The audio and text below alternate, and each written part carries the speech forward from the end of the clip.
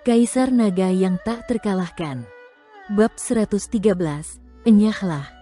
Luli langsung memasang ekspresi dingin saat mendengarnya. Liu Yi adalah satu-satunya teman di keluarga Liu. Dia merasa berutang budi padanya. Bagaimana mungkin dia bisa melihat sesuatu terjadi pada Liu Yi tanpa melakukan apapun? Tak lama kemudian, ia mengerahkan energi suannya untuk berlari dengan kecepatan maksimal. Ia menggendong Liu Xia di satu tangan agar Liu Xia menunjukkan arah dan bertanya kepadanya tentang masalah tersebut. Luli sangat kuat secara fisik sehingga kecepatannya tidak terpengaruh sedikitpun saat memegang seorang pria. Liu Xia segera memberitahu Luli tentang masalah itu dan menunjukkan arahnya pada saat yang sama. Hari ini, Sue Bugui membawa seseorang bersamanya untuk menemui Liu Yi di Pulau Naga Darah dan menyatakan bahwa ia ingin menikmati pemandangan di kolam Plenilune. Sue Bugui cukup sering datang akhir-akhir ini sehingga keluarga Liu tidak mempermasalahkannya. Liu Yi tidak berani menyinggung Sue Bugui sehingga ia harus menemaninya ke Pulau Naga Darah meskipun ia sangat tidak suka. Biasanya, akan ada seorang patriark di sisi Liu Yi dan beberapa penjaga. Hari ini, situasinya istimewa. Sekumpulan buah ulat darah yang baru dipanen baru saja keluar di lembah. Patriark 7 membawa seseorang bersamanya untuk membeli benih dan badak darah di Pulau Gatdown. Secara kebetulan, kelompok kedua anggota keluarga Liu datang. Patriark 9 membawa beberapa patriark lain bersamanya untuk menerima. Oleh karena itu, hanya ada sedikit patriark yang tinggal di kastil keluarga Liu. 2 dari mereka menjaga pertanian. Liu Yi dan Sue Bugui telah pergi ke kolam Plenilune beberapa kali. Liu Yi tidak terlalu memikirkannya, jadi dia hanya membawa 2 pengawal di puncak alam Xuanwu bersamanya untuk pergi ke sana. Siapa yang tahu sebelumnya bahwa ketika mereka tiba di kolam Plenilune, Sue Bugui meminta pengawal dari keluarga Sue dan Liu untuk tidak tinggal terlalu dekat. Sue Bugui ingin menghabiskan waktu berdua dengan Liu Yi. Itu wajar saja karena dia ingin merayunya. Hal yang tidak biasa adalah Liu Xia dan pengawal keluarga Liu lainnya ingin mengikuti mereka dari kejauhan tetapi dihentikan oleh pengawal keluarga Sue yang mengatakan kepada mereka untuk tidak mengganggu Sue Bugui dan Liu Yi. Liu Xia dan pengawal lainnya tentu saja khawatir. Ketika Sue Bugui melihat Liu Yi, tatapannya begitu mesum. Bagaimana mungkin mereka bisa tidak peduli dengan Liu Yi? Liu Xia pintar. Ia meminta pengawal lainnya untuk menahan kudanya dan ia menyelinap keluar dengan alasan ingin buang air. Kemudian ia menyelinap ke kolam Plenilune dari sisi lain dan mencoba menyelidiki. Ia melihat Sue Bugui dan Liu Yi sedang minum anggur di sebuah pavilion. Namun, tampaknya Liu Yi mabuk. Ia tidak bisa duduk diam. Liu Yi tidak berani berselisih dengan Sue Bugui sehingga dia bisa minum bersamanya sebentar, tetapi dia tidak akan mabuk. Ada yang salah di sini. Liu Xia sangat cemas, tetapi dia takut untuk maju ke sana dengan gegabah. Dia takut Sue Bugui akan membunuhnya dengan satu tebasan. Sue Bugui adalah seorang pejuang di tahap tengah alam laut roh dan pemilik pulau darah jahat yang masih muda. Oleh karena itu, dia berusaha untuk pergi ke istana keluarga Liu secepat mungkin, sambil berpikir untuk mencari seorang patriark untuk menyelamatkannya. Untungnya, dia bertemu dengan Luli dan sangat gembira. Mereka semua telah mendengar tentang saat Luli mengalahkan Patriark 9 dengan satu gerakan. Memang ada yang salah. Ekspresi wajah Luli menjadi lebih dingin. Keluarga Liu telah melindungi dirinya dari Pulau Blood Evil dalam segala hal. Liu Yi tidak menyukai Sue Bugui, jadi bagaimana dia bisa mabuk? Luli bergerak lebih cepat. Dia tidak jauh dari kolam Plenilune, jadi dia mendekati tempat itu dalam waktu yang dibutuhkan untuk membakar setengah batang dupa. Di jalan menuju kolam Plenilune, 3 prajurit Pulau Blood Evil menghalangi jalan masuk. Seorang prajurit keluarga Liu berdiri di sana, dengan cemas, tidak tahu harus berbuat apa. Tuan Lu. Melihat Luli menggendong seorang prajurit keluarga Liu di tangannya dan bergegas mendekat, pria itu berteriak kegirangan dan terkejut. Ketiga prajurit Pulau Blood Evil itu melirik tetapi tidak memperhatikan. Luli hanya berada di tahap awal alam laut roh. Mereka semua berada di alam ini, dan salah satu dari mereka berada di tahap tengah. Luli menurunkan Liu Xia dan melangkah ke kolam plenilune. Melihat ketiga pria itu menghalangi jalan, dia berkata dengan dingin, "Saya punya masalah penting untuk dibicarakan dengan patriark keluarga kita. Tolong beri jalan." Jika mereka tidak harus bertengkar secara terbuka, Luli juga tidak ingin bertengkar. Bagaimanapun, keluarga Liu tidak mampu membuat Pulau Blood Evil marah. Ketiga pengawal Pulau Blood Evil semuanya berusia setengah baya. Mereka mengenakan baju besi merah dari Pulau Blood Evil. Ketiganya saling memandang dan prajurit di tahap tengah alam laut roh berkata, "Pemilik pulau muda, kita sedang mendiskusikan urusan penting dengan patriark keluarga Anda. Dia telah memberi perintah agar tidak ada yang boleh mengganggu mereka." Ada yang salah? Luli menjadi khawatir. Urusan apa yang bisa dibicarakan Sue Bugui dengan Liu Yi? Bahkan jika dia memiliki urusan penting, seharusnya Sue Chou yang berbicara dengan Patriark 7. Luli mengangkat alisnya dan berkata dengan dingin, "Betapapun pentingnya urusan ini, itu tidak lebih penting daripada masalah keluarga kita. Aku meminta pertemuan dengan patriark keluarga kita segera, enyahlah." Ketiga prajurit itu tampak tidak senang mendengar nada bicara Luli yang tidak ramah. Pengawal di tahap tengah alam laut roh mengejek, "Seberapa penting masalah keluarga Liu? Bocah, kau cukup sombong. Bagaimana jika aku tidak bergerak?" Dua orang lainnya sudah menaruh tangan mereka di gagang pedang. Niatnya jelas. Jika Luli terus bersikap sombong, mereka tidak keberatan memberinya pelajaran tentang bagaimana menjadi manusia yang baik. Desir. Luli melancarkan gerakannya.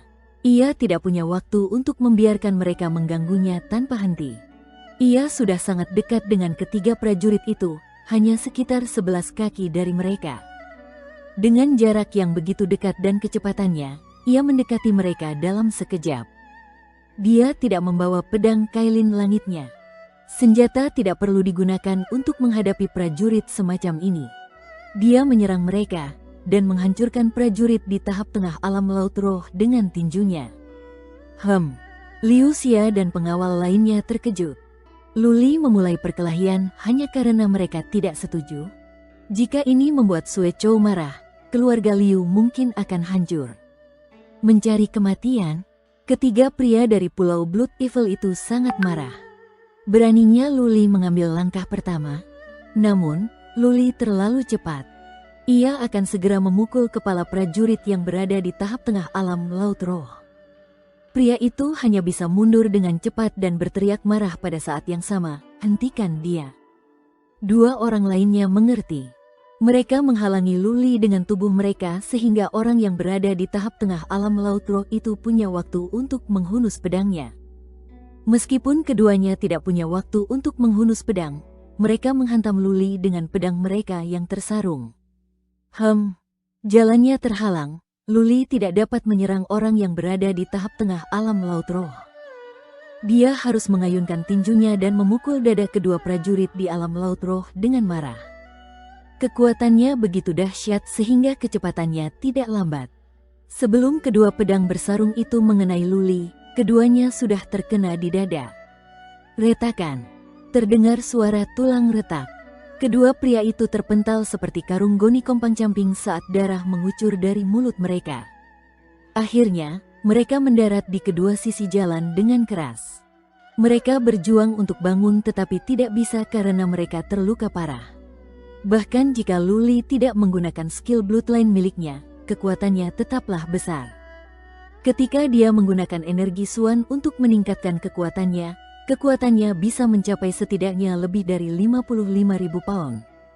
Jika keduanya tidak mengenakan armor, mereka mungkin akan dipukul sampai mati hidup-hidup.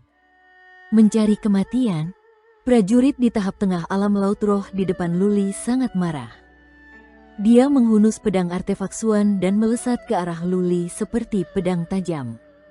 Pedang itu bersinar. Sepertinya ada udara yang keluar darinya. Mungkin dia telah menggunakan semacam keterampilan Suan. "Berikan aku senjata." Luli tidak memiliki senjata. Lawannya berada di tahap tengah alam laut roh. Jadi, Luli tidak bisa ceroboh. Dia berbalik dan berteriak. Liu Xia langsung menghunus pedangnya dan melemparkannya ke Luli. Dengan pedang di tangannya, momentum Luli meningkat. Dia tidak punya banyak waktu untuk mengganggu orang-orang ini, jadi dia segera melepaskan skill bloodline-nya. Punggungnya bersinar, tetapi tertutup oleh jubah.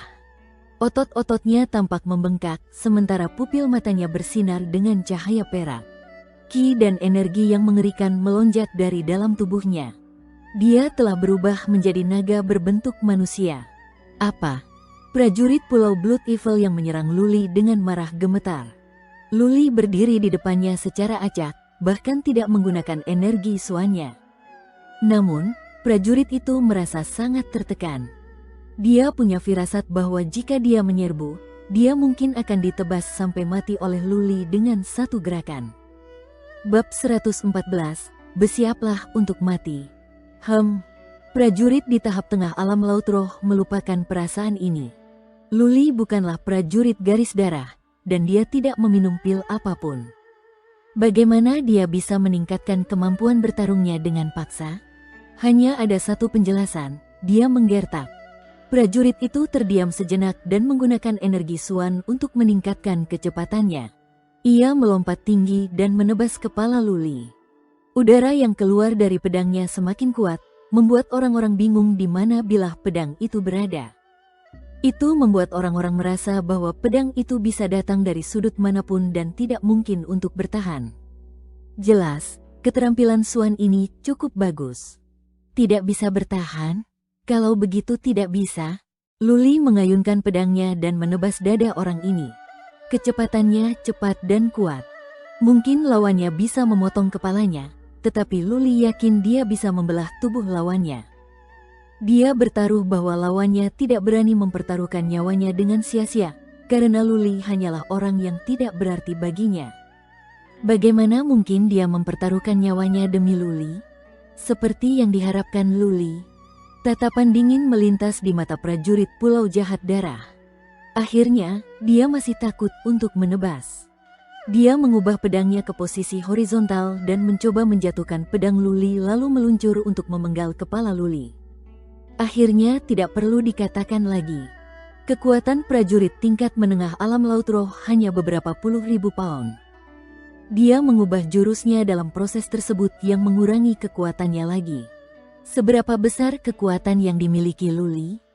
Setelah dia menggunakan Bloodline skill, bahkan tanpa Rolling Thunder Swan skill, kekuatannya bisa mencapai setidaknya lebih dari ratusan ribu pound. Ledakan. Di tengah tatapan tercengang Liu Xia dan pengawal lainnya, prajurit Pulau Blood Evil itu terbang mendatar seperti layang-layang yang lepas dari talinya. Pedangnya terpental, dan baju besinya penyok di bagian dadanya. Darahnya terus mengalir keluar saat dia berada di udara. Pada akhirnya, dia mendarat lebih dari 100 kaki di kejauhan, berguling-guling, dan terdiam. Desisan. Liu Xia dan pengawal lainnya terkesiap. Mereka gemetar karena tegang. Mereka terkejut dengan kemampuan bertarung Luli, dan pada saat yang sama, mereka khawatir tentang apa yang akan dihadapi keluarga Liu jika Luli membunuh orang-orang dari Pulau Blood Evil. Desir. Luli membawa pedang dan bergegas menuju kolam Plenilune, bahkan tanpa melihat ke arah 3 prajurit Pulau Blood Evil. Liu Xia dan pengawal lainnya segera mengikutinya. Mereka melirik dan melihat bahwa prajurit di tahap tengah alam laut roh itu tidak mati, tetapi hanya pingsan. Mereka merasa lega dan mengikuti Luli yang bergegas. Kolam Plenilune tidak besar tetapi pemandangannya indah, salah satu yang terbaik di Pulau Naga Darah. Luli melirik dan melihat sebuah paviliun di tepi kolam. Ketika dia melihat ke dalam paviliun itu, niat membunuh muncul dari dalam dirinya. Keluarga Patriark, Liu Xia dan pengawal lainnya berlari mendekat. Mereka melihat apa yang terjadi di padang rumput. Mata mereka terbuka lebar dan mereka juga dipenuhi dengan niat membunuh. Di padang rumput, sepotong kain terhampar. Liu Yi berbaring di atas kain itu. Gaunnya robek dan kulitnya yang seputih salju terlihat di banyak tempat. Di wajahnya, ada bekas tamparan merah. Liu Yi tidak pingsan. Di matanya, ada kemarahan dan penghinaan. Dia berusaha keras untuk melepaskan diri, tetapi tubuhnya lemah dan tak berdaya seolah-olah dia menderita kondropati. Tidak ada jejak energi Suan yang bersinar darinya. Di sisi lain, Sue Bugui telah menanggalkan bajunya, menunggangi Liu Yi. Salah satu tangannya meremas lehernya dan tangan lainnya sibuk merobek pakaiannya. Pah gelombang. Melihat Liu Yi mencoba menangkapnya, dia menamparkan wajahnya. Di sisi kanan wajahnya, bekas tamparan merah terlihat. Melihat hal ini, dan menceritakan apa yang diceritakan kepadanya tentang keluarga Liu, Luli pun mengerti tanpa harus berpikir panjang. Jelas, Sue Bugui tahu bahwa tidak banyak kepala keluarga Liu di sekitar sini hari ini, jadi dia membawa Liu Yi ke kolam plenilune, membiusnya secara diam-diam, dan mencoba menidurinya dengan paksa. Sue Bugui telah merayunya sejak lama. Dia mungkin sudah kehabisan kesabaran sehingga berencana untuk memaksanya. Apa yang sudah terjadi tidak dapat dibatalkan. Setelah tubuh Liu Yi ternoda, apa salahnya menikahinya? Pulau Blood Evil sangat kuat. Jika ini berhasil, keluarga Liu tidak akan bisa membunuh Sue Bugui. Nanti, Sue Chou bisa maju dan memarahi atau menghukum Sue Bugui dengan berat. Dia bisa menjelaskan dan menyelesaikan masalah ini dengan membiarkan Sue Bugui dan Liu Yi menikah. Semuanya akan lengkap. Untungnya, saya tiba tepat waktu. Luli diam-diam merasa beruntung. Jika dia terlambat sedikit, keperawanan Liu Yi akan hilang. Dia tidak mengatakan apa-apa dan berlari menuju paviliun seperti angin. Dia menyeret pedang Liu Xia di belakangnya saat niat membunuh memenuhi tubuhnya. Sue Bugui merasakannya. Dia melirik dengan marah, dan yang mengejutkannya, dia melihat Luli dan dua pengawal keluarga Liu. Dia terkejut secara naluriah. Lalu dia berkata dengan ekspresi marah, "Siapa yang membiarkanmu masuk ke sini? Keluar." Jika itu adalah Patriark 7 dan yang lainnya, Sue Bugui akan takut. Tapi siapa Luli? Siapa kedua pengawal itu? Pikirannya terpengaruh oleh nafsunya. Dia hendak mencetak gol tetapi dihentikan, jadi dia tentu saja marah. Luli berlari ke depan tanpa mengucapkan sepatah kata pun. Tak lama kemudian, ia tiba di dekat padang rumput. Liu Yi tampak gembira saat melihat Luli. Kemudian, air mata mengalir deras dari matanya seperti sungai, seperti anak yang dizalimi yang melihat ayahnya. Mencari kematian? Sue Bugui berdiri dengan marah. Ia mengambil pedang panjang di sisinya dan menghunusnya dengan suara mendesing. Ia menunjuk Luli dan berkata, "Keluar atau mati. Keluar kau dari sini." Luli mengutuk. Dia berlari cepat ke depan seperti angin dan mengayunkan pedangnya untuk menebas kepala Sue Bugui. Mati. Sue Bugui sangat marah. Dia mengayunkan pedang panjang artefak Suan miliknya yang berubah menjadi kilauan. Kakinya bergerak dan bergoyang sangat cepat sehingga orang tidak dapat mengenali langkahnya. Dalam sekejap, dia sampai ke sisi kiri Luli dan menghindari serangan Luli. Keterampilan Suan seni tubuh, Luli berhenti. Sue Bugui memiliki seni tubuh Suan yang ajaib. Jika dia melangkah lebih jauh, dia bisa disergap oleh Sue Bugui dan terbunuh. Karena itu, Luli memutuskan untuk menghadapi semua gerakan dengan tetap tidak bergerak dan menunggu Sue Bugui memulai serangan. Robek gelombang. Sue Bugui tidak bersikap lunak terhadap Luli. Pedang panjangnya meluncur di sepanjang lintasan lengkung dan mulai berputar seperti ular berbisa, membidik pinggang Luli di sisinya. Luli tidak mempermasalahkan pedang panjang Sue Bugui. Dia mengayunkan pedangnya dan menyapu tubuh Sue Bugui. Prajurit di tahap tengah alam laut roh Pulau Darah Jahat tidak berani menukar nyawanya dengan nyawanya. Identitas Sue Bugui lebih terhormat. Bagaimana dia bisa binasa bersama dengan karakter kecil?